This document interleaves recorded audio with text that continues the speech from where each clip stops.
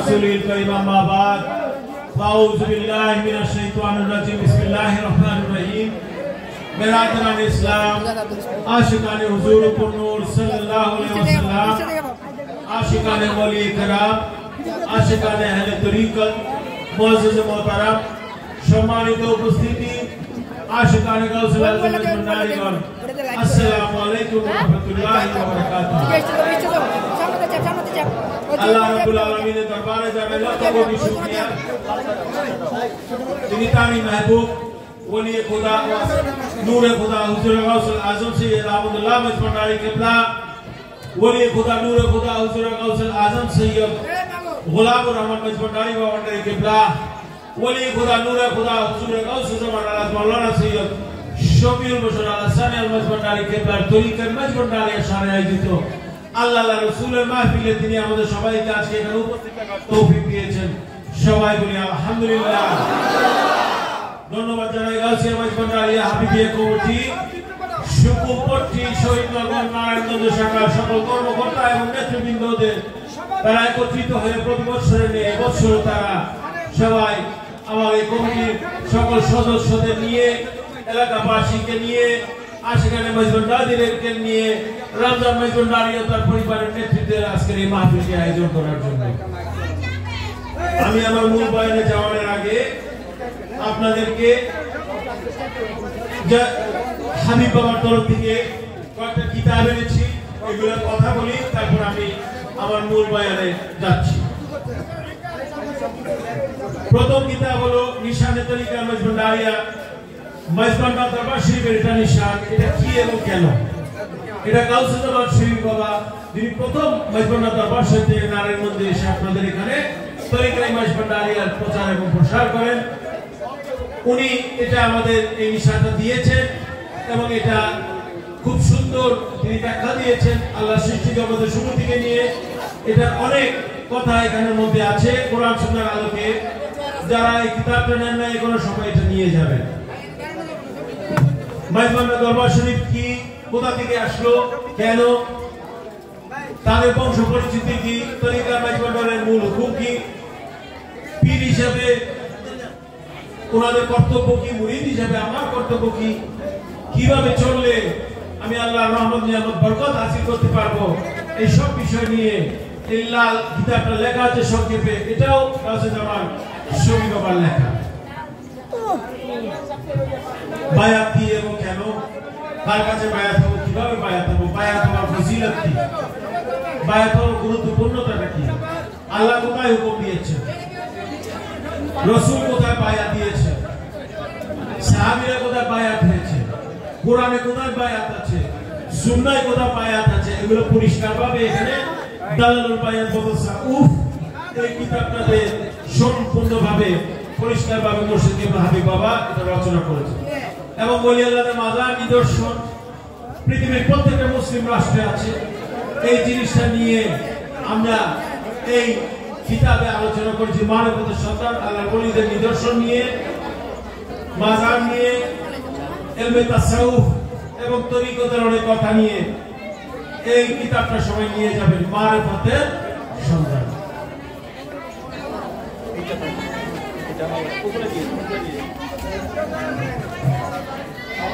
আরেকটা ঘোষণা দিয়ে দিই আপনাদেরকে। আপনারা নারায়ণগঞ্জ থেকে প্রায় আপনারা প্রতি শুক্রবার অনেকেই মিরপুর মজ ভন্ডারি আস্তানা শরীফ যে বাবাজান কিবলার সাথে দেখা করেন, আমি বাবাজানের সাথে দেখা করেন। এই শুক্রবার আমাদের গাজীপুরে মাহফিল আছে এবং ঢাকায় মাহফিল আছে। সেই কারণে বাবাজান কিবলা শুক্রবার মিরপুর মজ ভন্ডারি আস্তানা শরীফে থাকবেন না, সেদিন তিনি বিশ্রাম করবেন। তিনি দেখা সাক্ষাৎ করবেন বুধবার। আজকে কি বার? শনি, রবি, সোম, মঙ্গল, 3 দিন পরে বুধবার।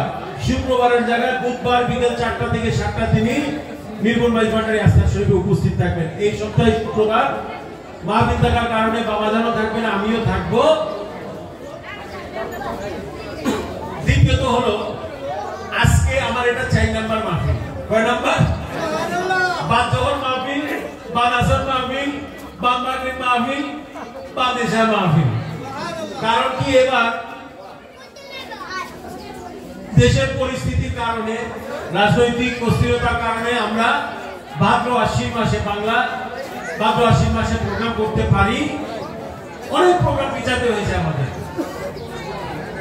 সেগুলো আমরা পরে করতে হয়েছে। দ্বিতীয়ত হলো যে এবার ধরেন শীতের মৌসুমটাতে ওয়াজ মাহফিল একটু বেশি, ধরেন প্রায় সেটা কার্তিক মাসে শুরু হয়, সেটা চলে আপনার ফাল্গুন মাস পর্যন্ত মোটামুটি। চৈত্রতে আমাদের অনেক মাহফিল হয়, ভাইবান্ধার দরবার সে বড় আছে। এবার রমজান শুরু হয়ে যাবে ফাল্গুন মাসের 16 তারিখ বা 17 তারিখ, কিছু একটা, আল্লাহ পাক জানে কোন তারিখে শুরু হবে। তাই পুরো ফাল্গুন মাসের অর্ধেক এবং চৈত্র মাসে এবার আমরা মাহফিল করতে পারবো। তাই এখন আমার খাবার দেওয়ার জন্য দিনে 2টা 3টা 4টা মাহফিল করা লাগছে। কয়েকদিন আগে আপনাদের এখান থেকেও 2 জন গিয়েছিল আমার সাথে উত্তরবঙ্গে, 3 দিনে আমরা 19টা মাহফিল করেছি।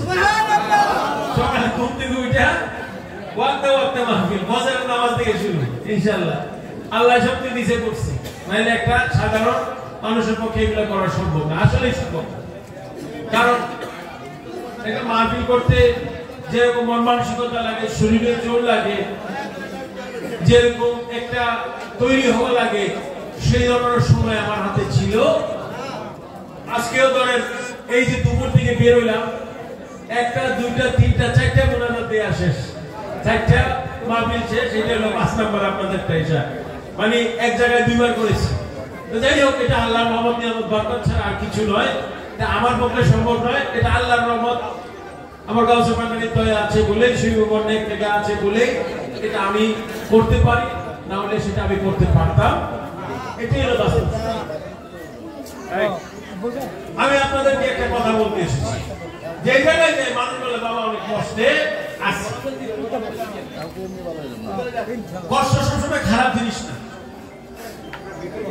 আবার আরামও সবসময় ভালো জিনিস। এটা আল্লাহ আমাকে একটা রাস্তা দিচ্ছে, একটা পরীক্ষা দিচ্ছে, আমি কিভাবে আমাকে নিজেকে পরিচালনা করব। কোরআন শরীফের কিছু ঘটনা দিয়ে আপনাদের বুঝিয়ে দিই। আপনারা নারায়ণগঞ্জের মানুষের তো বুদ্ধি সত্যি একটু বেশি, আপনারা ওয়াজও শুনেন বেশি, তাই না? আকল আচ্ছা, অসুবিধা নাই, অল্পতে কাম ছেড়ে দিব আজকে, বুঝছেন না? 5 নাম্বার ওয়াজ তো লম্বা ওয়াজ নাই, আজকে বুদ্ধিমানের ওয়াজ করুন। বুদ্ধি তো দিছে আল্লাহ আপনাদের সবাই, গাছবান্ডের উসিলায়, তাই না? যার আকল ভালো সে 10 মিনিটে বুঝে, যার আকল দুর্বল তারে আধা ঘন্টা সময় দেওয়া লাগবে। আপনাদের তো আকল ভালো, ঠিক আছে না? আপনাদের তো জোর আছে, ইমানের জোর আছে, আমাদের জোর আছে, পান্ডারির সাথে জোর আছে ইনশাআল্লাহ। আমাদের ইসলামের পিতা কাকে ধরা হয় আপনারা জানেন এই কথাটা? ইসলামের পিতা কাকে বলা হয় সাধারণভাবে? হযরত ইব্রাহিম আলাইহিস সালাম। হযরত ইব্রাহিম আলাইহিস সালামকে মুসলমানদের পিতা বলা হয়।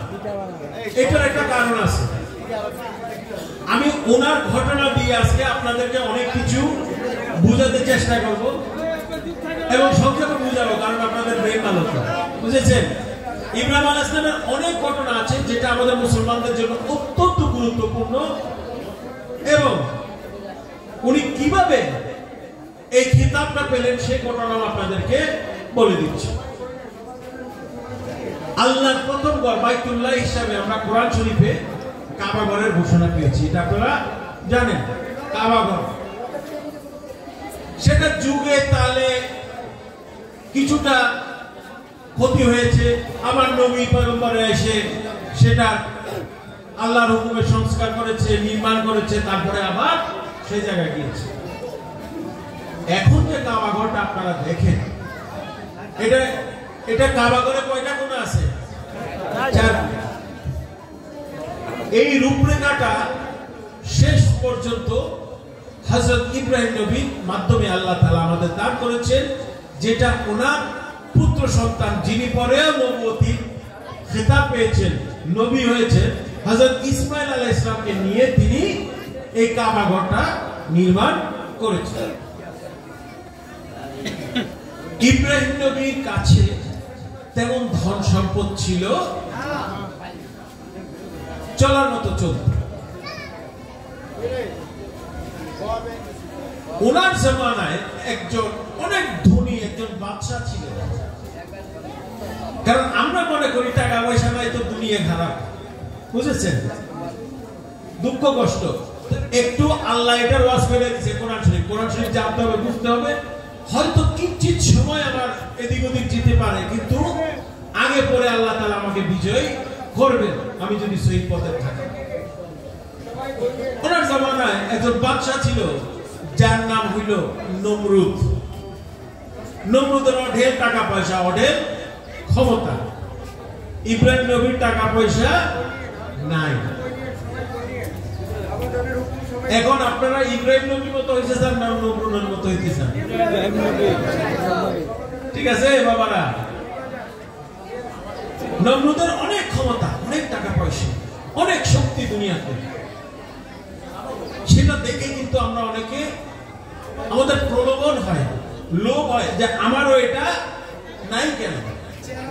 আর এইদিকে আল্লাহর নবী ইব্রাহিম আলাইহিস সালামের তেমন কোন সম্পদ আল্লাহ তাআলা দিয়েছেন মোটামুটি। কারণ আপনারাই বললেন আমরা ইব্রাহিম নবীর উম্মত হইতে চাই, আমরা নমরুদের দ্বারে কাছে যাইতে চাই। এটাই হলো আসল জিনিস। তারপর দেখেন এই অঢেল ক্ষমতা নমরুদের। আমি ইব্রাহিম নবীর দুই চারটা ঘটনা বলি, তাহলে আপনারা বুঝে যাবেন আমি কোন দিকে নিয়ে যাচ্ছি আমার কথাটা। আমার নবীর জামানার আগে মূর্তি পূজা হতো, অনেক মূর্তি পূজা হতো। মানুষ তখন আল্লাহ রাব্বুল আলামিনকে সৃষ্টিকর্তা হিসেবে মানতেন। তারা বলে গাই রিয়েল কি এটা আমরা মানি? আমার ইব্রাহিম আলাইহিস সালামের জামানায় একটা জায়গা ছিল, সেখানে অনেক মূর্তি। ধরেন এই মাঠে আপনারা 100, 200, 300 মূর্তি বানাইছেন, ঠিক আছে? সাইজ ছোট থেকে ছোট আছে, বিগ, মিডিয়াম, স্মল এরকম আছে না? যে গেঞ্জি সাইজ হয় না, small, medium, large, XL, double XL, ওদের মূর্তি সাইজ এরকম আছে না কিছু। কোনটা ছোট, কোনটা মাঝারি, কোনটা বড়, কোনটা বেশি বড়, কোনটা বেশি। একটা মূর্তি ধরেন একটা সমাজের মতো একটা বাজার হয়ে গেছে এখানে, মূর্তি আর মূর্তি সেখানে। এবং ইব্রাহিম আলাইহিস সালামের জামানায় তিনি তাকিয়ে অবাক হয়ে দেখতেন যে সবাই সেখানে যাইতো এই মূর্তিগুলারে পূজা করতে। কেউ এটারে খোদা না গেতে, কেউ ওটারে খোদা না, কেউ ওটারে খোদা না গেতে, কেউ ওটারে খোদা। কিন্তু এত মূর্তির মাঝেও একটা সবচেয়ে বড় মূর্তি আছে, কারণ সাইজের মেশকাম আছে না বাবারা। তখন তিনি মানুষকে বুঝাইতে চেষ্টা করলেন যে তোমরা মূর্তির কাছে যাও, মূর্তির কাছে কি চাও, কি পাও, এটা তো তোমরাই বানাও। তোমরা মাটি দিয়ে, গোবর দিয়ে এইসব জিনিসটাকে বানাইতেছো, রং করতেছো, সাজাইতেছো, আবার নষ্ট হইলে আবার তো খোদা কেমনে নষ্ট হয়, খোদা কেমনে ঠিক করে, খোদা কেমনে ভাঙে? বান্দাই যদি খোদারে বানাইতে খোদা হইল কেমনে? তুমি মাটি, তুমি না খোদা সৃষ্টি করতেছো, অথচ খোদা তোমাকে সৃষ্টি করছে, তাই না? তুমি মূর্তি বানাইয়া লাগাও, তারপর বলো যে এটাই আমার আল্লাহ, এটাই আমার খোদা, এটাই আমার রব। আল্লাহ বলে কিছু নাই, গায়বী আল্লাহ বলে কিছু নাই। আমরা এই মূর্তিগুলোর পিছে থাকবো, এই মূর্তিগুলাই সর্বশক্তিমান, এই মূর্তিগুলাই আমাদের সবকিছু দিবে। ইব্রাহিম আলাইহিস সালাম যুক্তি দিয়ে, আল্লাহর বাণী দিয়ে, অনেক কিছু দিয়ে তাদের অনেক বুঝাইতে চেষ্টা করলো। কেউ নমরুদ এবং তার আন্ডারে যে সাঙ্গবাবুগুলো আসছিল, জামানার লোক আসছিল, তারা কেউ মানলো। এখন ইব্রাহিম আলাইহিস সালাম আল্লাহর কাছে দয়া আছে, ইয়া আল্লাহ, আমি তো কতভাবে বুঝাচ্ছি বান্দাদেরকে আপনার কাছে, আপনার তৌহিদের নিচে চলে আসছে, আপনাকে সিজদা করতে, আপনার একাত্মতা সিজদা করতে, কিন্তু তারা এতই নাবালকের মতো তারা কথা বলে, মূর্তি বলে তাদের সবকিছুতে। সকালে ঘুম থেকে উঠে সূর্য পূজা করে, মূর্তি পূজা করে, এরকম। আমি তো তাদেরকে কোন রাস্তা থেকে ফিরাইতে পারতেছি। তারপরে ইব্রাহিম আলাইহিস সালাম চিন্তা করতে করতে আল্লাহরে ডাকে প্রতিদিন। তিনি বলল আমি কিভাবে করব, আমি কিছু বুঝতেছি না। একদিন তিনি একটা বুদ্ধি করলো। এখন এই মাঠ সবাই ভরপুর। রাতের 1টা বাজে এখানে কেউ থাকবে? রাতে 2টা 3টা বাজে এখানে কেউ থাকবে? রাতের বেলা মানুষ ঘুমায়। ইব্রাহিম আলাইহিস সালামের রাতের বেলা মানুষ। তিনি কি করলো? একদিন রাতে সেখানে গেলেন, একটা ডান্ডি একটা লইয়া সব মূর্তি তিনি ভেঙে ফেললেন। সবচেয়ে বড়টা যেটা, এটারে আর ভাঙলেন। ছোট small medium large double XL যেটা আছে এটারে গালি ছেড়ে দিচ্ছে। হ্যাঁ, ছোট মাঝারি বড় আর একটু বড় সবগুলা ভাঙে ফেললেন। ভেঙে তিনি রাতের মধ্যেই সেখান থেকে চলে গেলেন। তিনিও ঘুমাইতে চলে গেলেন।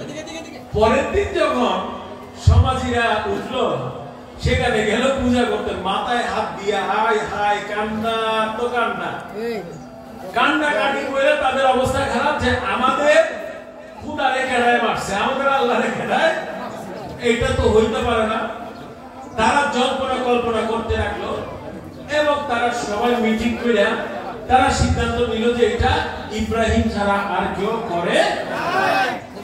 তারা ইব্রাহিমের রাখলো, বললো যে আমরা তোমাকে দোষী মানি, তুমি খারাপ, তুমি এই মূর্তিগুলো মানছো। আমি কেমনে মূর্তি পাবো? এটা খুদারে কেমনে মারার, খুদারে মারার আমার কি শক্তি আছে? বান্দা, তোমাদের খুদারে মারার আমার কোনো শক্তি আছে না। তোমাদের খোদা সর্বশক্তিমান তোমরা বলছো না? তোমাদের খোদা তোমাদের ভাত দেয়, পানি দেয়, দয়া দেয়, রোদ দেয়, বৃষ্টি দেয়, ফসল দেয়, সব দেয়। তো তোমাদের খোদাকে আমি ভাঙার মতো তো আমার ক্ষমতা শক্তি নাই। ওরা তখন ইব্রাহিমকে বলছে, তুমি শয়তানি বন্ধ করো, আমরা জানি তুমি ভাঙছো। ও বলে যে আসলে আমি ভাঙি নেই, কারণ এটা তো খোদা, এদের তো পাওয়ার বেশি, আমি কিভাবে তাদের ভাঙবো? তখন তিনি বললো যে দেখো, আমার মনে হইতেছে ওই যে তোমাদের বড় খোদারে দেখতেছো, যেটার বাণী নাই, ওই যে বড় খোদা দেখো না, বড় খোদা রাগ হইয়া সব ছোট কারণে বাইরে গেছি। বড় খোদা ছেড়ছে কোনো কারণে, ছোট খোদা গুলা তার সাথে ব্যবহার আচার ব্যবহার ঠিক করে নেই, হয়তো কিছু করছে। তোদের বড় খোদা গরম হইয়া কালকে রাত্রে জ্বালানি হালাতে তিনি সব ছোট খোদারে বাইরে গেছি কালকে। এটাই আসল কথা, যে তোরা এখন থেকে বড় খোদাকে মারবি, তোরা আর কিছু করবি না। তখন মানুষে তো ওরা জবাব দিতে পারতেছে, মানুষ কি জবাব দিবে? তারা বিচলিত হয়ে গেছে, কারণ খোদা তো আমার থেকে শক্তিশালী, আমার থেকে জ্ঞান, খোদার সাথে তো আমার তুলনা হয় না, কারণ খোদাই তো আমার সবকিছু, আমি কেমনে খোদারে কিছু দিই? ইব্রাহিম যখন তাদেরকে যুক্তি দিয়ে বুঝাইলে তারা সবে আর কিছু বলতে পারে। তারপরে বললো এই তোদের বড় খোদাই রাগ হইয়া তব ছোট খোদারে মারছে, তোরা লালি যে বড় খোদারে দেখ কি লেগে উনি সব ছোট নিয়ে ধ্বংস করছে। কিন্তু দুঃখের বিষয় হলো, মানুষের হৃদয়ের মধ্যে যখন মোহর পড়ে যায়, আপনি যখন আল্লাহ রাসূল থেকে এত দূরে সরে যাবেন, তখন কোন প্রমাণ দিলেই আপনার সেটাতে সান্ত্বনা আসবে না, আপনার বুঝ আসবে। ইব্রাহিম আলাইহিস সালাম এত সুন্দর করে তাদেরকে বুঝিয়ে দিল, কিন্তু তারপরও কেউ কেউ ইব্রাহিম আলাইহিস সালামের সঙ্গী হলেন, কিন্তু বেশিরভাগ লোক সেটা তখন মেনে নিলেন। তারা ইব্রাহিমকে সেই জায়গা থেকে চলে যেতে তারা বাধ্য করলেন, ঘরবাড়ি ছেড়ে সেখান থেকে চলে যেতে। এবং এই ইব্রাহিম আলাইহিস সালাম যখন নমরুদ, এটা ফেরাউনের মতো, যখন নমরুদ তার জুলুম চালাচ্ছে সমাজের উপরে, ইব্রাহিম আলাইহিস সালাম কিন্তু তার কাছে মাথা নত করে। তার সোনা টাকা পয়সা, তার শক্তি, তার সৈন্য, তার কোনো কিছুতেই ইব্রাহিম আলাইহিস সালাম বলছেন না, আমি আপনাকে খোদা, আমার রব মানতে আমি রাজি। আমার আল্লাহ আছে, আমার আল্লাহ তাওহীদের মালিক, আমার আল্লাহ দুনিয়ার মালিক, আল্লাহ আপনাকে সৃষ্টি করেছে, আমাকে সৃষ্টি করেছে, সেই আল্লাহ আমাকে নবুয়ত দিয়েছে, আমি নবুয়তের প্রকাশ করে অনেক কিছু আপনাদের দেখিয়েছি, তারপর আপনারা বিশ্বাস করলেন। তো নমরুদ কি করলো? একদিন ইব্রাহিম আলাইহিস সালামের সাথে যুদ্ধ করতে করতে করতে করতে বলল যে আজকে ইব্রাহিমকে আমরা প্রকাশ্যে ইব্রাহিমকে জ্বালিয়ে আগুন দিয়ে পুড়িয়ে মেরে ফেলা, ইসরায়েলকে শেষ করে দিল। তারা কি করলো? সেখানে ইব্রাহিম আলাইহিস সালামের হাত পা বেঁধে দিল শিকল দিয়ে বাঁধল, শিকল দিয়ে বেঁধে বারুদ, কাঠ, মাঠ, তৈল, ময়ল যা আছে, যেগুলাতে আগুন বাড়ে আর কি। শীতকালে মানুষ আগুন জ্বালায় না, অনেক কিছু দেয় মানুষ, যাতে আগুনের তাপটা থাকে আমরা একটু গরম শরীরে লাগার মধ্যে মধ্যে আমরা যদি ঘুমিয়ে পড়ি, তারা কি করলো? ইব্রাহিম আলাইহিস সালামের মানে এমন ভাবে জিনিস দিয়ে বাঁধলো যে ইব্রাহিম আলাইহিস সালামের এখান থেকে কাউকে শিকল দিয়ে বাঁধলে সেই জায়গা থেকে নড়বে কোথায়? আর ইব্রাহিম আলাইহিস সালাম একা, এমন না যে তার পক্ষে কেউ কাজ করছিল। শিকল দিয়ে বেঁধে ইব্রাহিম আলাইহিস সালামকে এরকম একটা মানে যেখানে আগুন লাগাবে সেখানে ঢালা হলো এবং নমরুদের হুকুমে তার সৈন্যরা সেখানে আগুন দিয়ে দিল। নমরুদ আগুন জ্বালিয়ে দিল। আগুন জ্বলতেই আছে, জ্বলতেই আছে, জ্বলতেই আছে। সেখানে কিন্তু মানুষ তো দূরের কথা, কোনো কিছু বেঁচে থাকা সম্ভব। নমরুদ দেখতেছে যত আগুনের তাপ বাড়ে, ইব্রাহিম আলাইহিস সালামকে যেগুলি দিয়ে পুরাবে সেখানে ফুলের বাগানের মতো তৈরি হওয়া শুরু করে এবং সবকিছু পুড়ে। এবং কি খালি পুড়লো যে শিকলগুলো দিয়ে ওনার হাত পা বাঁধা হলো, সেই শিকলগুলো আগুনের তাপে পুড়ে চলে গেল। আর কিছু করতেছে না, আগুন ইব্রাহিম আলাইহিস সালামকে ছুঁতে পারতেছে না। যত বারুদ কামান যা কিছু লাগাইছে আগুন লাগানোর জন্য, সেখানে আমার আল্লাহ রাব্বুল আলামিন সেখানে জান্নাতের বাগান, ফুলের বাগান দেখেছেন। সেদিন ইব্রাহিম রক্ষা পেয়েছে কেমনে? আল্লাহর রহমত নিয়ামত থাকে, মারফতের কারণে। কারণ শরীয়তে তার বাঁচার কথা নয়, মারফত সেদিন তাকে রক্ষা করেছে, তাওহীদ সেদিন তাকে রক্ষা করে দিয়েছে, আল্লাহর জিকির তাকে রক্ষা করে দিয়েছে এবং তার সততা, তার গোলামি, তার নবুয়তি তাকে সেদিন রক্ষা করেছে। এটা আমার ইব্রাহিম আলাইহিস সালামের মুজিজার মধ্যে অন্যতম একটি। এই কথা ঘটনা যদি বিশ্বাস না করেন তাহলে তো কোরআন শরীফ পড়তে পারবে না। কোরআন শরীফে অনেক জাদু আছে, আল্লাহর জাদু আছে, নবীদের জাদু আছে, এরপরে আল্লাহর ওলিদেরও সেগুলো অনেক কিছু দিয়ে কভার করে দেয়া হয়েছে। দুইটা ঘটনা গেল ইব্রাহিম আলাইহিস সালামের। এখন আসেন আরেক ঘটনা।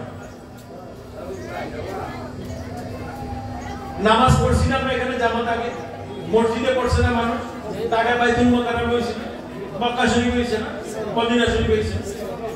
ইমামের সামনে আর কেউ থাকে? হ্যাঁ, যে নামাজি তার সামনে আর কেউ থাকে? নামাজির সামনে কি সেন্টার রাখেন আপনারা? কি রাখেন? হ্যাঁ, কিছু রাখেন?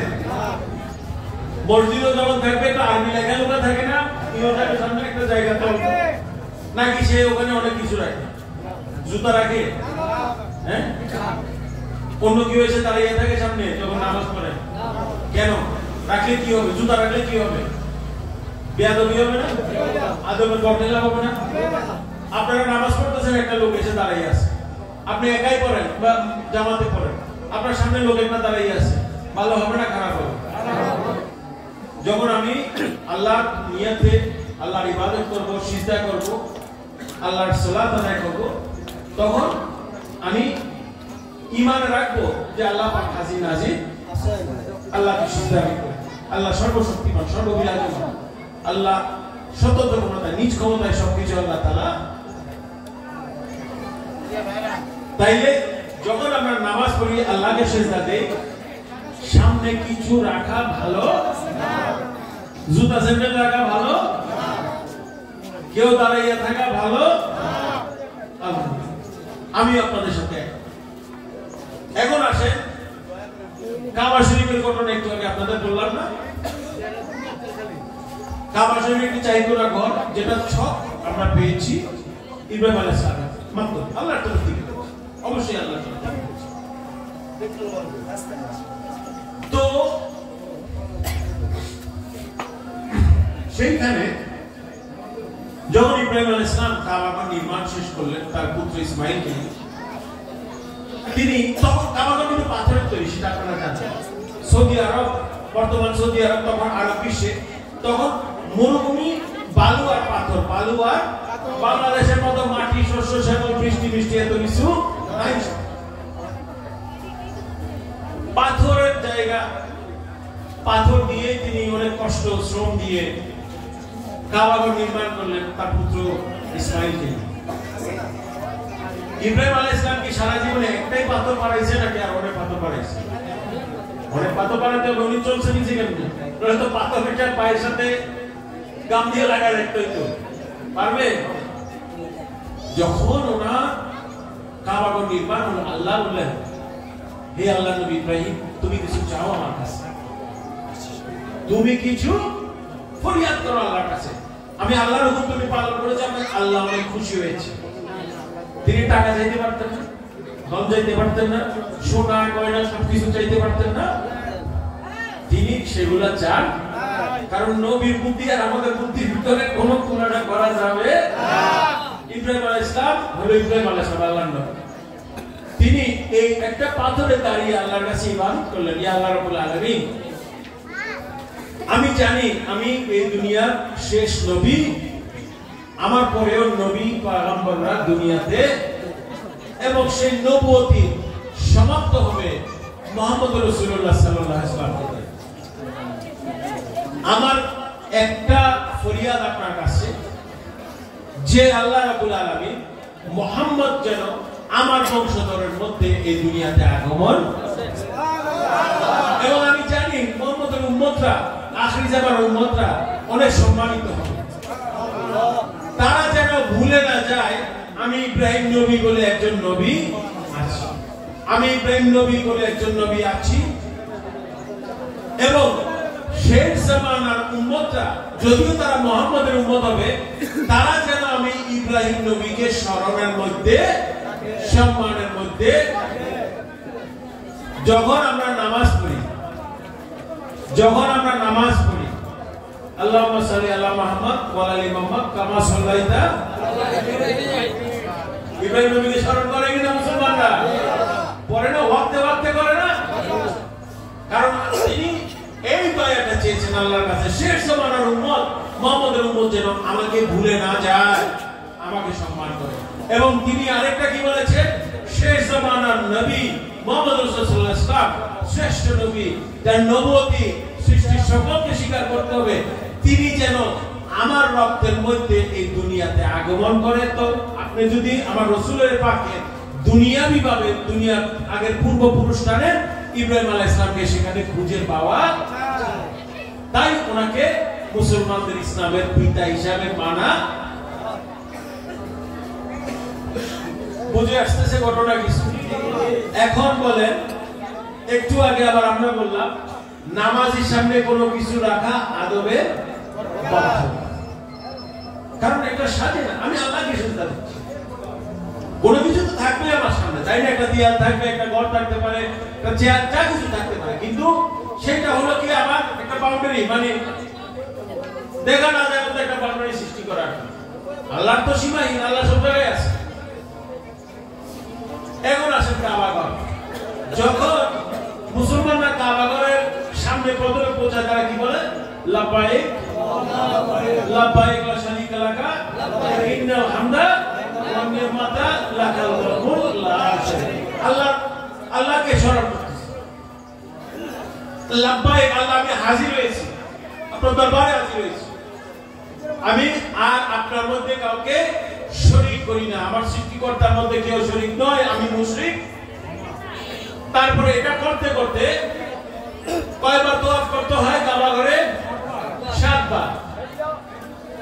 প্রথম 4 বার তওয়াফ একটু জোরে জোরে করতে হয় না? প্রথম তওয়াফ না, এটাকে রমলে তওয়াফ বলে, একটু হেলে দুলে জিকিরের আদলে, এবং এই রমলে তওয়াফ থেকে মজমাদারে রমলে জিকির এসেছে।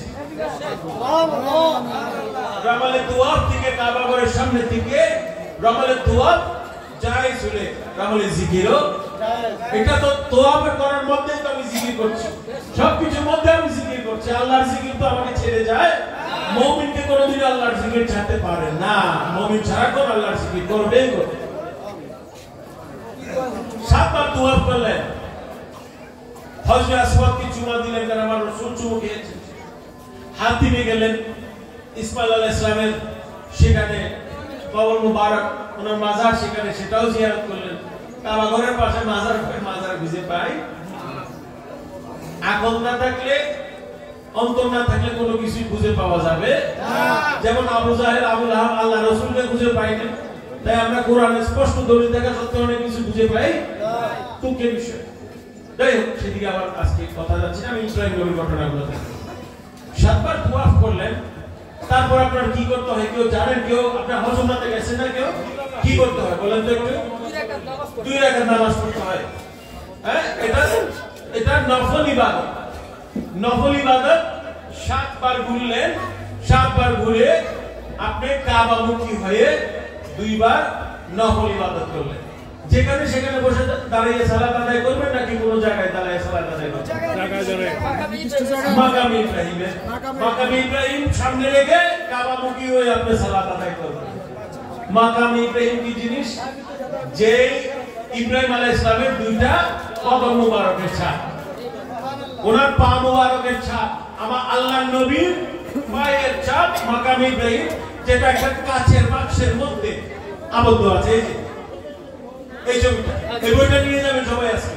আল্লাহর মাজার, ওলিদের মাজার, অনেক আল্লাহর নাউজুবিল্লাহ, আল্লাহর নবীদের মাজার, আল্লাহর ওলিদের মাজার। আবার এটা নিয়ে কালকে আমার বিরুদ্ধে পাল্টাই যেত, এটা ভুলে বাইরে গেছে আর কি। আল্লাহর নবীদের মাজার, ওলিদের মাজার, বিভিন্ন জায়গায় সাহাবীদের মাজার, এটা অনেক ঘটনা আছে। মাকামে ইব্রাহিমের ঘটনা আছে।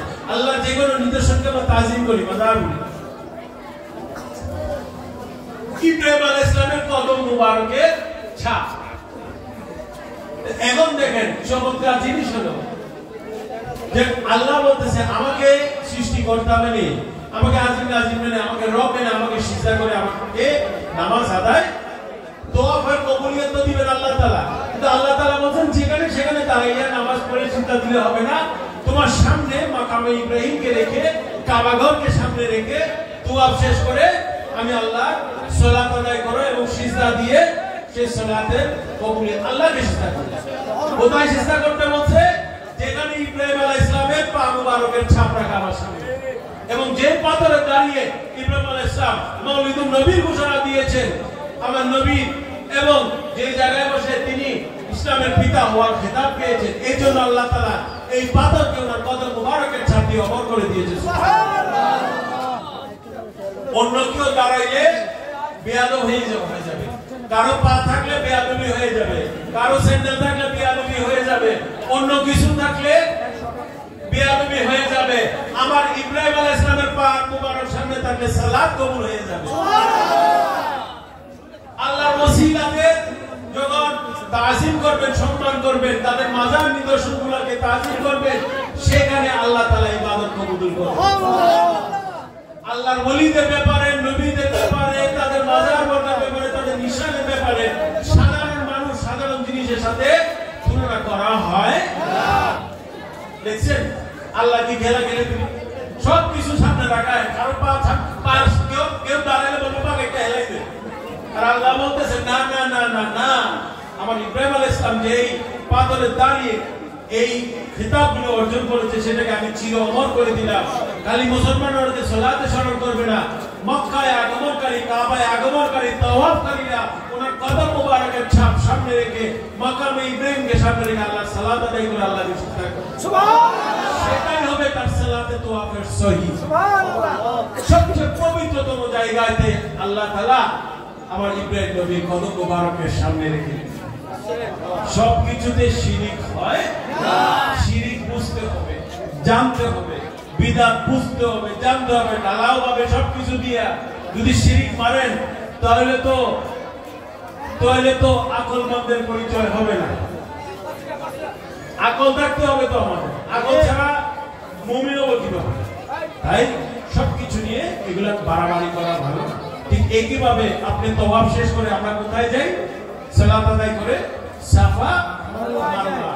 এইখানেও ইব্রাহিম আলাইহিস সালামকে যখন আল্লাহ তাআলা বললেন তুমি হাজেরাকে এবং ইসমাঈলকে রেখে তুমি চলে যাও, আমার হুকুম হয়েছে, তোমার নবুয়তি অন্য জায়গায় দরকার আছে। তিনি একা, মা হাজেরা, একটা স্ত্রী এবং পুত্রকে ছেড়ে যাওয়া কোনো ভালো কথা? ভালো কথা। কিন্তু সেই জায়গায় আল্লাহ তাআলা ওনাকে হুকুম করলেন, তিনি ছেড়ে চলে গেলেন।